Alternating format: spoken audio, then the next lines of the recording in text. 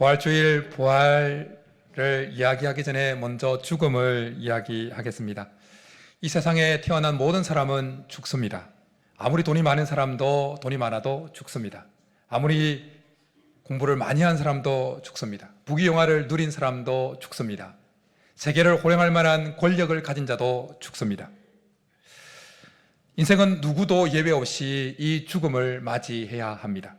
하나님은 히브리서 기자를 통해서 분명히 이렇게 말씀합니다. 한 번 죽는 것은 사람에게 정해진 것이요. 인생을 진지하게 생각하는 사람은 그 자신의 인생의 종착점이 죽음이라는 사실을 직면하게 되어집니다. 그리고 자신의 인생의 종착점이 죽음이라는 사실을 직면하게 되면 그때 밀려오는 감정은 인생의 허무입니다.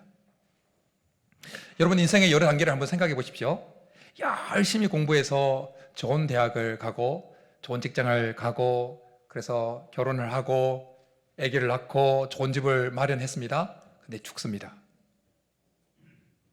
죽으면 모든 것이 끝났다고 생각되어지면, 끝나는 것이라 생각하면 열심히 공부할 필요가 느껴지십니까? 죽으면 모든 것이 사라진다고 여겨진다면 그렇게 치열하게 살아갈 의욕이 생기겠습니까? 그래서 오늘 죽어도 그만이고 내일 죽어도 그만이고 이왕 죽을 건데 그냥 지금 칵 죽자, 그렇게 자기의 인생의 종착점을 생각하는 사람은 그 죽음을 직면하기 때문에 죽음의 자살 충동을 느끼고 실제로 그렇게 죽어 자기 스스로 목숨을 끊는 사람이 있습니다. 전도서에 유명한 전도자의 말이 있지요. 헛되고 헛되며 헛되고 헛되니 모든 것이 헛되도다. 솔로몬의 고백이죠. 솔로몬은 자기 눈이 원하는 것을 다 취했고 자기 마음에 즐거워하는 것을 다 누렸다고 그렇게 고백을 합니다. 그리고 그렇게 누렸고 다 취했다고 고백하고는 곧장이어서 이런 고백을 합니다. 그 후에 내가 생각해 본즉 내 손으로 한 모든 일과 내가 수고한 모든 것이 다 헛되어 바람을 잡는 것이며 해 아래에서 무익한 것이로다. 모든 것을 누려봤는데 그 누리고 난 다음에 생각을 해보니까 그것이 헛되게 여겨졌다는 겁니다. 허무가 확 밀려왔다는 거예요. 왜 솔로몬은 모든 것을 다 누렸다고 하면서 그 마음에 그 허무를 그 마음에 허무가 밀려왔을까요? 생각해보건대 그의 인생을 생각해보고 그 인생이 다다르는 그 종착점을 생각해보니까 죽음이라는 그 사실을 직면하고 죽으면 모든 것이 다 사라진다고 생각하니까 그것이 헛되게 여겨졌다는 것입니다. 그래서 사람들은 죽음을 잘 생각하지 않으려고 합니다. 자기 인생의 종착점의 어딘지 어디에 다다를지 잘 생각하지 않습니다. 그냥 하루 바쁘게 살아가고 노세 젊어서 노세 그렇게 합니다. 그러나 죽음이 끝이 아니라고 생각하는 사람들의 삶은 결코 죽음이 끝이라고 생각하는 사람과 같을 수가 없습니다. 죽음 이후에 부활의 삶이 있다고 생각하는 사람은 허무에 사로잡혀 살아가는 것이 아니라 부활 이후의 삶을 준비하며 살아갑니다. 현재 나에게 있는 그 시간, 물질, 에너지를 부활 이후의 삶을 위해서 준비하는 데 사용되어집니다. 그리고 죽음 이후에 부활의 삶이 있다고 정말 믿는 사람은 지금 내가 당하는 그 어려움 속에서도 그 어려움을 굳건하게 잘 이겨냅니다. 부활신앙으로 여러분에게 다가오는 어려움을 이겨낼 수 있기를 간절히 축복합니다. 구약의 고난의 대명사라고 하면 딱 제시되어지는 인물이 한 명 있죠. 누구입니까? 욥입니다. 욥은 하루아침에 자기의 모든 재산을 잃어버립니다.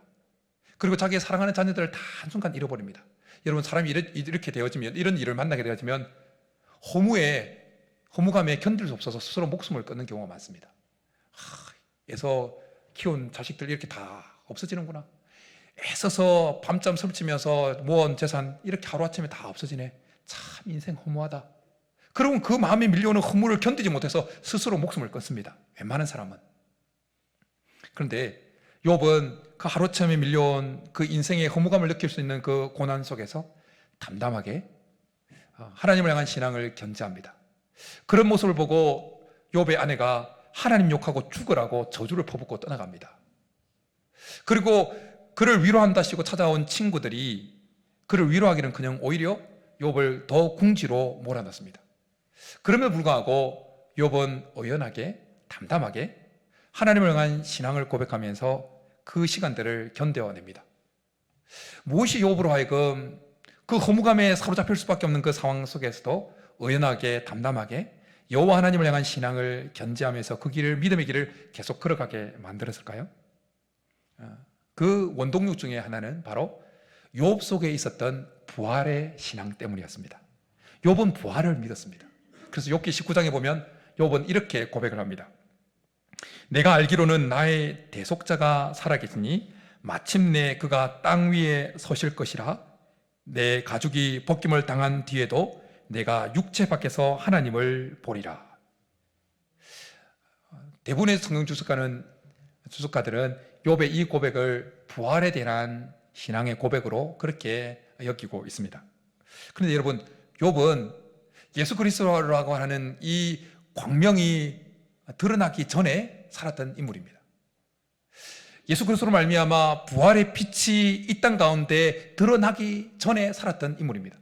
그렇기에 욥이 고난 가운데 있으면서 부활에 대해서 의심하고 부활에 대해서 전혀 이해를 못했다고 한들 욥을 욕할 수는 없습니다. 그러나 욥은 부활을 믿었습니다.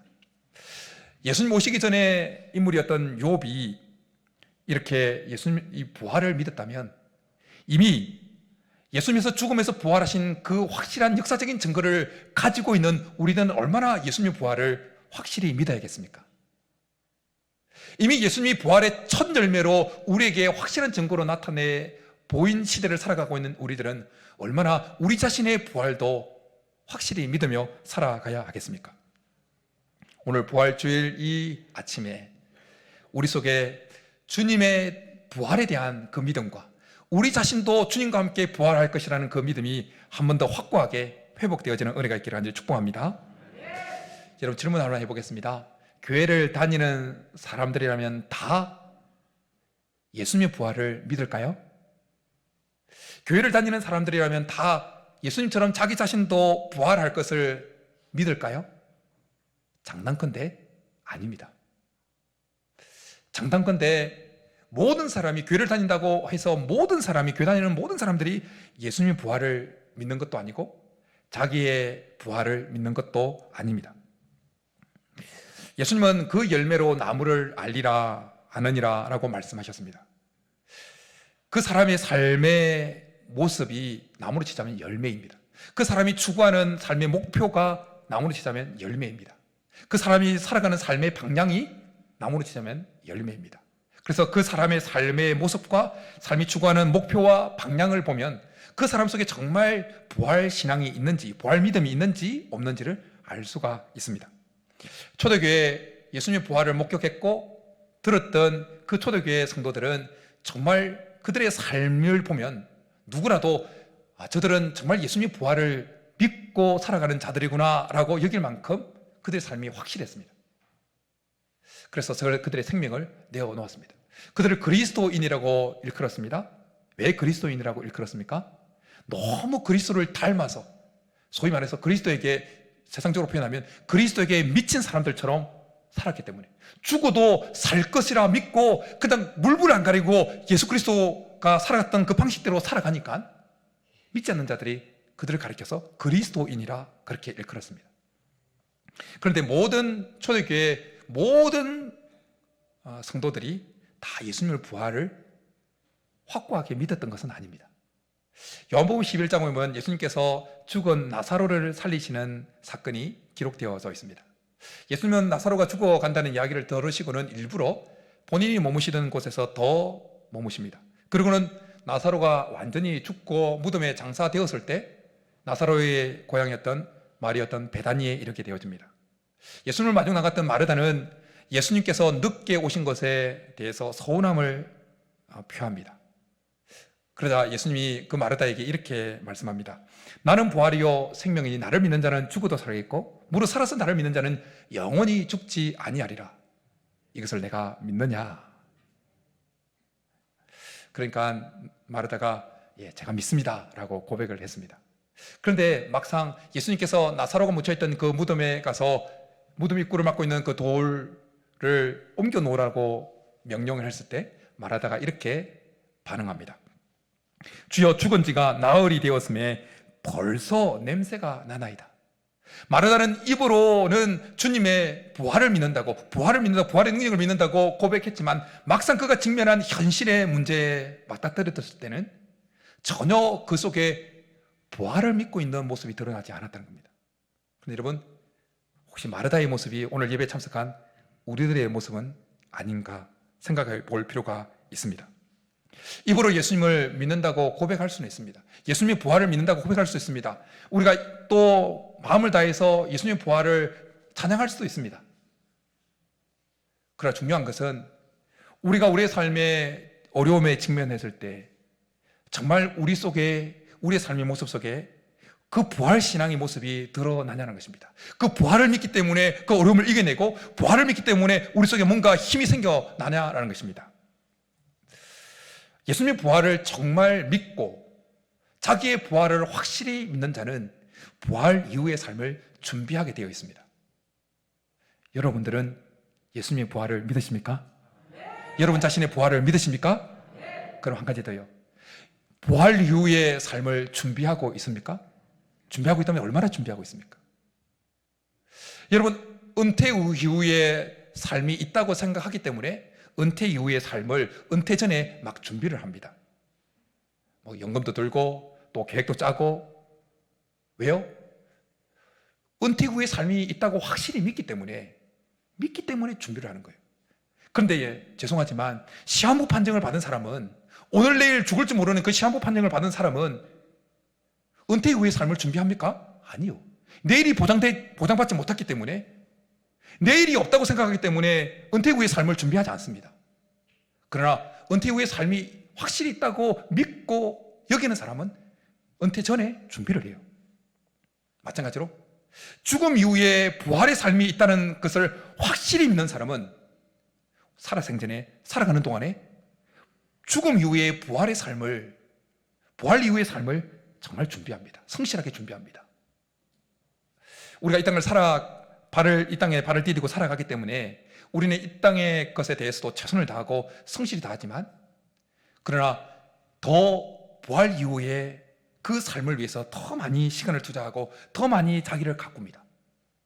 최종 목적지가 이곳이 아니라 부활 이후의 삶이기 때문에 이 땅에 발을 디디고 살아가면서도 열심히 하지만, 그러나 더 그 마음의 목표 지점은 이 땅이 아니라 천국이고 죽음 이후에 부활 이후의 삶에 있게 되어진 겁니다.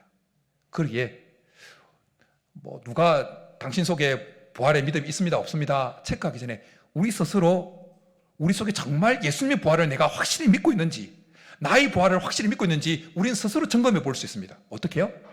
내가 정말 부활 이후의 삶에 대해서 얼마나 시간을 투자하고 내 에너지를 얼마나 투자하고 내 시간과 내 물질을 얼마나 부활 이후의 삶에 투자하는지를 스스로 체크해 보면 됩니다. 목사가 집사님 속에, 성도님 속에, 권사님 속에, 장로님 속에 부활 신앙이 있습니다 말하고 자시고 할 게 없어요. 스스로 판단해 보면 돼요. 스스로 체크해 보면 됩니다. 정말 부활 이후의 삶을 내가 어떻게 지금 준비하고 있는지, 그걸 보면 스스로 판단해 볼 수 있어요. 예수님께서 부활하시고 나고 약 20년이 지난 시점에 바울은 고린도 교회에 편지를 하면서 이런 말을 합니다. 그리스도께서 죽은 자 가운데서 다시 살아나셨다 전파되었거늘 너희 중에 어떤 사람들은 어찌하여 죽은 자 가운데서 부활이 없다 하느냐. 부활이 고린도 교회에 편지하면서 너희 중에 어떤 사람들이라고 하는 이에 해당되어지는 사람들은 교회 밖의 사람들이 아니었습니다. 교회 안에 있는 사람들이었어요. 바울을 통한 예수 그리스도의 부활의 복음을 이미 듣고 고린도 교회의 일원이 되었던 사람들입니다. 그런데 그들 중에 예수님 부활을 믿지 않는 자들이 있었다라는 것입니다. 고린도 교회는 초대교회 가운데 가장 문제가 많은 교회로 일컬어지는 교회입니다. 어떤 문제입니까? 서로 분파, 서로 싸우고 네 편이다, 내 편이다. 그리고 심지어 교회 안에서 근친상간 같은 부도덕한 일이 일어나고 교인들 사이에 일어난 그 문제를 믿지 않는 자들의 그 법정까지 가지고 가고 막 난리 법석이에요. 왜 이런 일이 일어났냐? 고린도 교회에 그들 가운데 부활이 증거되었지만 다메섹 동산에서 부활하신 예수님을 만나는 그 바울을 통해서 전파되어진 예수 그리스도의 부활의 복음을 믿지 않는 자들이 그들 속에 있었기 때문이에요. 그러니까 이 땅의 것이 다인 것처럼 그렇게 찢고 뽑고 했던 것입니다. 근데 중요한 것은 우리는 예수님의 부활을 진짜 믿고 있느냐는 겁니다. 우리는 정말 우리 자신의 부활을 진짜 믿고 있느냐라는 것입니다. 오늘 베드로 사도를 통해서 주시는 이 말씀을 살펴보면서 우리 안에 정말 부활이 있는지, 부활의 신앙이 있는지 확인하고 그 부활 신앙을 회복하는 은혜가 있기를 간절히 축복합니다. 사도 베드로는 본도, 갈라디아, 갑바도기아, 아시아, 비두니아에 흩어진 나그네에게 편지를 합니다. 베드로 사도가 이 편지를 쓴 때가 AD 64년경인데 이것은 그 아주 사악한 네로가 대박해를 시작하기 얼마 바로 직전이었어요. 우리가 기본적으로 알고 있지 않습니까? 네로가 로마의 대화재를 일으키고 그것을 세상을 떠올리기 위해서 로마에 불을 지피고 그리고 그 비난이 자기에게 오는 것이 아니라 그리스도인에게 돌려서 대박해가 시작되어지죠. 그런 직전이었기 때문에 오늘 이 베드로 전서를 받고 있던 초대 교회 그리스도인들은 그리스도를 믿는다는 이유 하나만으로 직장에서 퇴출을 당하고 불명예를 입고 억울한 일을 당하고 핍박을 당하고 심지어 목숨을 잃어야만 했습니다. 그런 그들에게 바울은 위로하기 위해서 그들에게 편지를 하면서 1, 2절에서는 인사를 끝내고 그리고 3절부터 본격적으로 위로를 합니다. 그러면서 그들을 위로하고 격려하기 위해서 베드로 사도가 첫 번째 언급하는 사실이 무엇입니까? 바로 예수 그리스도의 부활입니다. 부활. 그 부활을 믿기에 그 고난 가운데서도 이겨낼 것을 격려하고 있는 겁니다. 지금도 갑바도기아에 가면 그 그 로마의 대박해를 피해서 믿음을 지키기 위해서 부활 신앙을 가지고 믿음을 계속 지켜 나가기 위해서 그들이 살아내었던 지하 도시가 36개나 그렇게 발견되어 있다고 합니다. 꼭 가보고 싶습니다. 무려 지하 100m까지 파내려간 지하 도시. 그리고 여러분이 가끔 성지순례 가보셨는 분은 아시겠지만 갑바도기아 쪽에 열기구를 타고 쭉 이렇게 가면 사진도 우리가 보지 않습니까? 그러면 이 동굴 같은 이게 안반에 이렇게 뚫어가지고 그렇게 거기 살았던 그 흔적들이 아직도 남아 있습니다. 새벽에 그걸 묵상할 때 혹시 그 열기구를 타고 가면서 그 갑바도기아에 있는 거기 동굴 같은데 암석을 파서 거기 살았던 사람들의 모습을 볼 때 어떤 마음이 들까라는 생각이 들면서 문득 이런 생각이 들었습니다. 2000년 전 부활 신앙을 가지고 핍박하는 가운데서도 그 동굴을 파고 그 암석을 파내어서 거기 살아가는 그 모습을 하늘에 계신 하나님이 그들을 보실 때 어떤 마음이었을까? 어떤 마음이었을까? 성지순례 한번 가면 그걸 한번 느껴보고 싶어요. 그 현장에서 열기구 타고 가면서 하나님이 저들을 보시면서 2000년 전에 저들을 보시면서 어떤 마음이었을까? 사도 베드로를 통해서 하나님은 그들을 위로해 주시는 것입니다. 그러면서 그들 가운데 정말 부활 신앙이 있기 때문에 나타나는 열매들이 있다고 말씀합니다.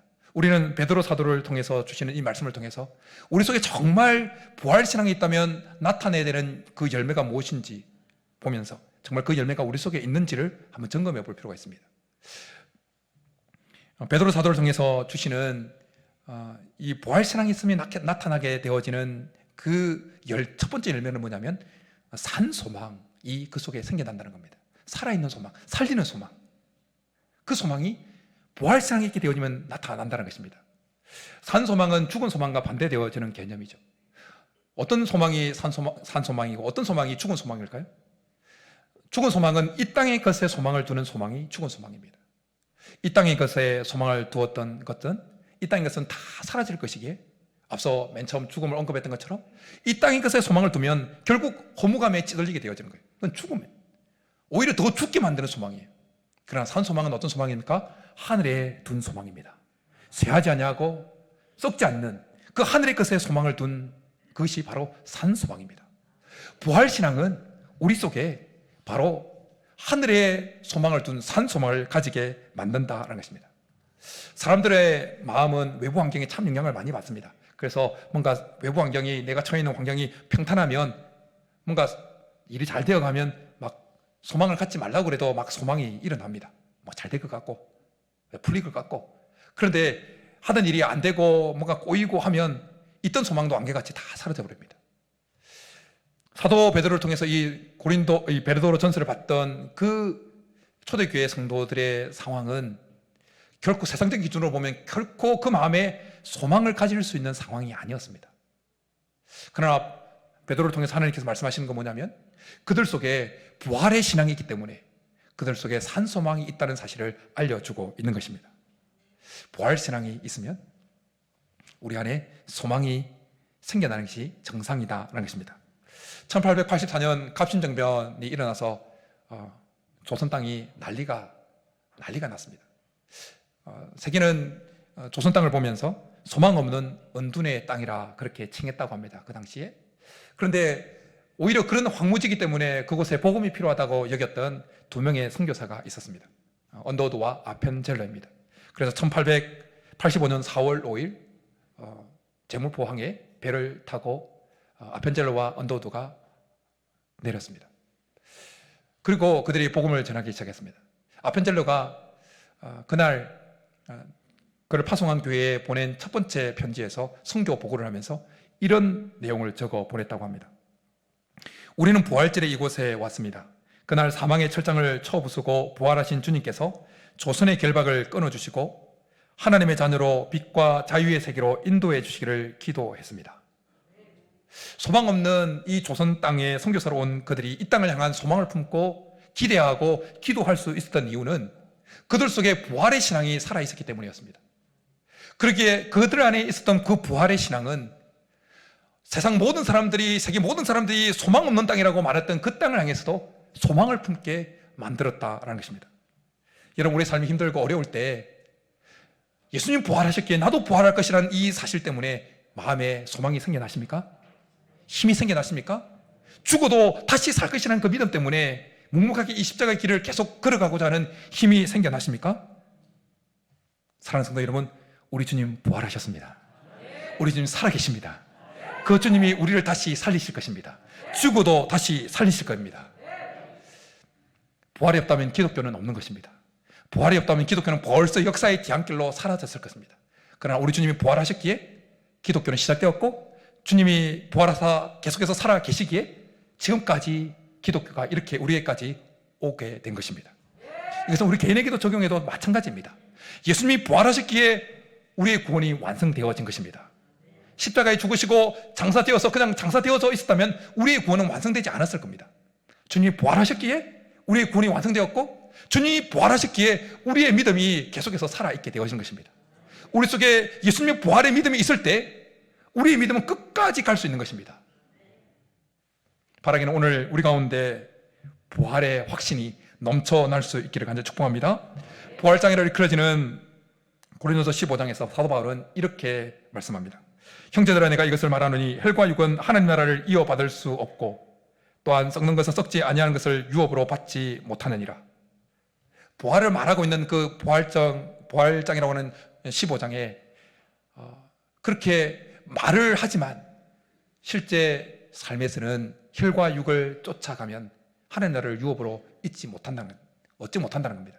그러나 실제 삶에서도, 입술로만 아니라 실제 삶에서도 그 부활신앙을 고백하는 자는 오늘 본문에 나오는 사절 말씀처럼 썩지 아니하고 더럽지 아니하고 쇠하지 않는 유업을 얻게 될 줄 믿습니다. 우리 속에 확실한 그 부활신앙, 예수님 부활하셨듯이 우리도 부활할 것이라는 확실한 믿음이 있을 때, 확신이 있을 때 6절의 말씀처럼 여러 가지 시험으로 인하여서 잠깐 근심하게 될 수밖에 없으면 그러나 오히려 크게 기뻐하는 성도들이 될 줄 믿습니다. 이 부활의 확신을 가지고, 부활의 소망을 가지고 어떤 어려움 속에서도 주님 다시 오실 날을 기대하면서 이 믿음의 길을 꿋꿋하게 걸어가는 저와 여러분이 될 수 있기를 주님 여러분 축복합니다. 이 시간